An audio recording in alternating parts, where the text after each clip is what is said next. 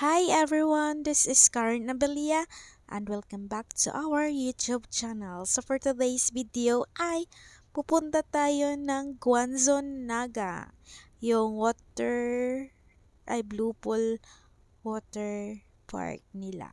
So yan, hindi talaga ako familiar kasi supposedly this travel is hindi talaga ako pupunta. So nag-decide lang akong pumunta doon kasi nandito yung anak ko. So ibig sabihin kung wala talaga yung anak ko is hindi talaga ako pupunta. So yun yun. So, ayan. So, pumunta pala kami doon. Bali, nag-two rides kami first from boarding house to Tabunog. Sumakay lang kami ng tricycle and it only 15 pesos.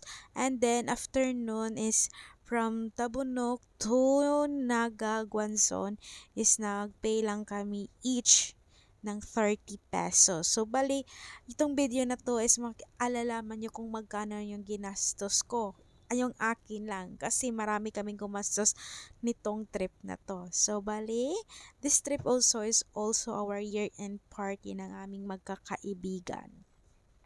So, ayan. So, bali yung mga food namin dito is nag-pledge lang kami. Tapos yung pledge ko is yung bali dalawa kaming tao. Yun yung aming halang-halang na manok. It cost each one of us is 300 pesos. Pero hindi ko na alam kung magkano talaga yung buong nagastos niya kasi hindi ako nagluto. Nagbayad lang ako sa kanya ng 300 pesos para sa aming sharing. And then, after that is yung bumili lang ako ng macaroni chicharon na on 120 pesos. And then, after that is yung aming entrance sa dito is 100 each per head. So, bale, yung nabayaran ko is 300 kasi tatlo kami. Yung kasama ko is yung boyfriend ko, yung anak ko at saka ako.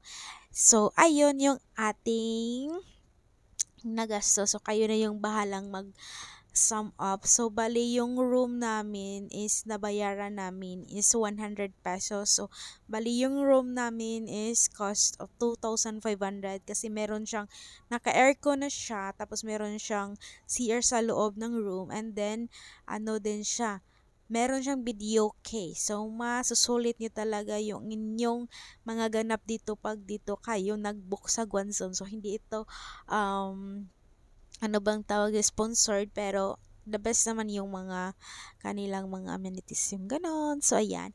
After nun, after naming ano bang tawag doon? Yung mag-dinner is, we decided na mag-exchange gift na kami bago kami actually naliligo na kami dito. Nag-exchange gift kami ng 9 p.m. So, ayan. Yung iba is hindi pa talaga sila naliligo pero later on after our exchange gift is maliligo na kami. So, ayan. We are so happy and thankful sa aming mga natatanggap na gift. So, bali yung gift namin is something gahi. So, ako naman si Tanga, is sineryoso ko siya. So, yung binili ko is something gahi talaga na medyo glassy. So, ayan. So, bali yung natanggap ko is one pack na para siyang pangkabuhayan package kasi may apat siya na pang-ulam tapos isa yung pang girly thing natin. So, ayan yung aking natatanggap. I am so happy kasi makakasave ako ng pagbili ng napkin for 4 months. I'm sorry.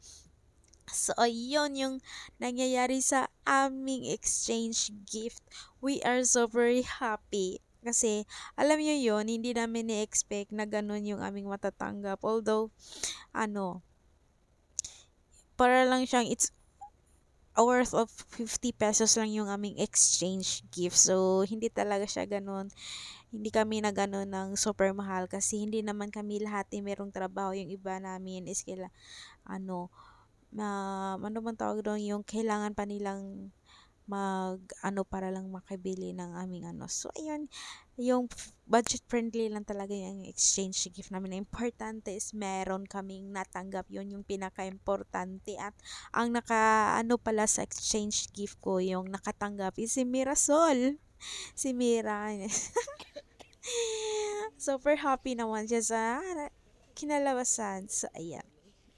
After nung exchange gift namin is naligo na kami, pero hindi na ako nakapag-video nung pagligo namin kasi hindi ko alam kung saan ko ilalagay yung phone ko. Baka umulan tapos mabasa na naman siya. Baka matiway na naman yung phone ko kasi nahulog na to sa sinigang ng aking ginawa. So ayan. Sa afternoon is natulog na kami at kinabukasan is ginising ako ng boyfriend ko. Sabi niya, Mami, malapit ang mag-sunrise. Tara, punta tayo doon sa may dagat kasi magbibideo ka pa para sa vlog mo. And I am so happy kasi mas una niyang iniisip yung vlog ko. Alam niyo yun, mas siya pa yung nag-isip na mag-video ka na, Mi, kasi ganito, ganyan. Alam niyo yun, siya talaga yung nag-initiate minsan.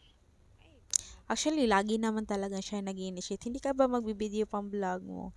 So, I am so thankful lang na meron akong partner in life na sinusuportaan ako sa yung mga gusto kong gawin sa buhay. So, ayan.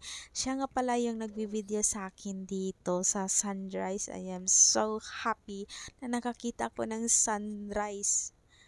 Ay, for the first time, charis lang. So, kasi minsan kasi nagigising kami ng mga around 11 AM na ng umaga. So, basically, hindi talaga kami nakakakita ng sunrise. And minsan lang di kami nakakita ng sunset. Pero sad to say is, nung pagdating namin dito is hindi na kami nakakita ng sunset kasi yung pagdating namin dito is nag-prepare kami para sa aming dinner. So, ayan. Just a short description, my boyfriend he is so very sweet. Napaka niya, thoughtful niya na tao kasi lagi niyang iniisip na comfortable ako na alam mo tawag doon. Yung lagi niyang iniisip yung kapakanan ko before siya. Parang siyang, lagi niya sinasabi sa akin, you're my only exception. Feeling business princess tayo dito. So, ayan. So, this video pala, this event was last December 28. So, ngayon ko lang siya ma-upload due to the busy schedules kasi ang daming ganap talaga pag ganitong holidays. Ang daming lakad. Kahit wala kang pera, pero hindi ko alam kung bakit nabibisi ako sa paglalakad kung saan-saan. So, ayan. Ito pala yung sea view ng Guanzon at super nice. Pwede kayong maglaro dito sa umaga. Pwede din kayong mag-camping dito. Pwede kayong magdala ng sarili nyong tent pag gusto nyo. Kung ayaw nyong matulog doon sa mga room nyo. Pag madami na kayo sa room nyo. Actually, yung sa room namin, yung kami lahat, 15. Kasi madami-dami din kami, tapos yung dalawa, hindi na sila natulog doon kasi umuwi na sila. So, bali, marami talaga kami. Pero nagkasya kami sa isang room at yung nakatulog naman kami lahat. So, ayun.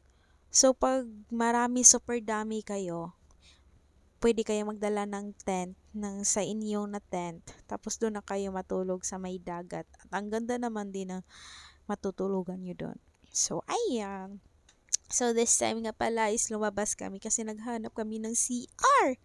Kasi, parang hindi ako maka-CR doon sa room namin kasi nandun pa yung mga tao. Baka umalingasaw yung ating baho. So, yan. Lumabas kami dito sa kung saan kami nag-stay dito sa may Guanzon. Yan nga pala yung entrance nila. At dito kami sa may labas ng CR. And I am so happy kasi hindi barado yung kanilang CR and hindi sila mabaho.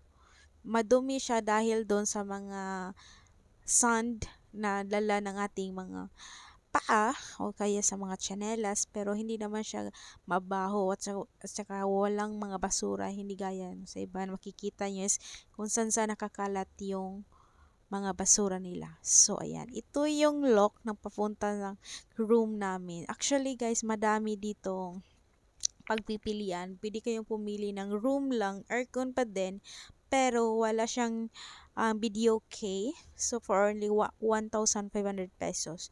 So, yung nang napamahal lang kami doon dahil doon sa video K. So, ayan. So, maganda man naman din kahit medyo mamahal talaga siya.